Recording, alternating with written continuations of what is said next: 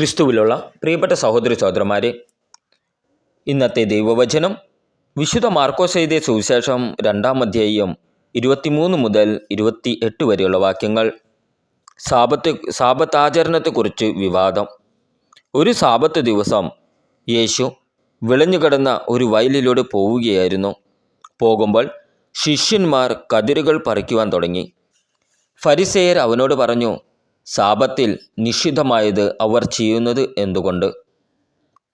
അവൻ ചോദിച്ചു, ദാവീദും അനുചരന്മാരും കൈവശമൊന്നുമില്ലാതെ വിശന്നു വലഞ്ഞപ്പോൾ എന്തു ചെയ്തുവെന്ന് നിങ്ങൾ വായിച്ചിട്ടില്ലേ? അബിയാഥാർ പ്രധാന പുരോഹിതനായിരിക്കെ ദാവീദ് ദേവാലയത്തിൽ പ്രവേശിച്ച് പുരോഹിതന്മാർക്കല്ലാതെ മറ്റാർക്കും ഭക്ഷിക്കാൻ അനുവാദമില്ലാത്ത കാഴ്ചയപ്പം ഭക്ഷിക്കുകയും കൂടെ ഉണ്ടായിരുന്നവർക്കും കൊടുക്കുകയും ചെയ്തില്ലേ? യേശു അവരോട് പറഞ്ഞു, സാബത്ത് മനുഷ്യനു വേണ്ടിയാണ്, മനുഷ്യൻ സാബത്തിനു വേണ്ടിയല്ല. മനുഷ്യപുത്രൻ സാബത്തിൻ്റെയും കർത്താവാണ്.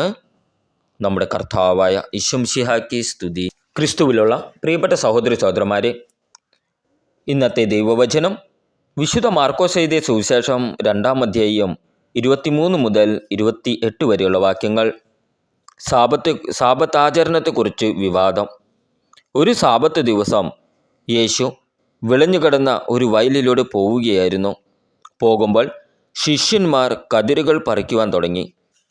ഫരിസേയർ അവനോട് പറഞ്ഞു, സാബത്തിൽ നിഷിദ്ധമായത് അവർ ചെയ്യുന്നത് എന്തുകൊണ്ട്? അവൻ ചോദിച്ചു, ദാവീദും അനുചരന്മാരും കൈവശമൊന്നുമില്ലാതെ വിശന്നു വലഞ്ഞപ്പോൾ എന്തു ചെയ്തുവെന്ന് നിങ്ങൾ വായിച്ചിട്ടില്ലേ? അബിയാഥാർ പ്രധാന പുരോഹിതനായിരിക്കെ ദാവീദ് ദേവാലയത്തിൽ പ്രവേശിച്ച് പുരോഹിതന്മാർക്കല്ലാതെ മറ്റാർക്കും ഭക്ഷിക്കാൻ അനുവാദമില്ലാത്ത കാഴ്ചയപ്പം ഭക്ഷിക്കുകയും കൂടെ ഉണ്ടായിരുന്നവർക്കും കൊടുക്കുകയും ചെയ്തില്ലേ? യേശു അവരോട് പറഞ്ഞു, സാബത്ത് മനുഷ്യനു വേണ്ടിയാണ്, മനുഷ്യൻ സാബത്തിനു വേണ്ടിയല്ല. മനുഷ്യപുത്രൻ സാബത്തിൻ്റെയും കർത്താവാണ്. നമ്മുടെ കർത്താവായ യേശു മിശിഹായ്ക്ക് സ്തുതി.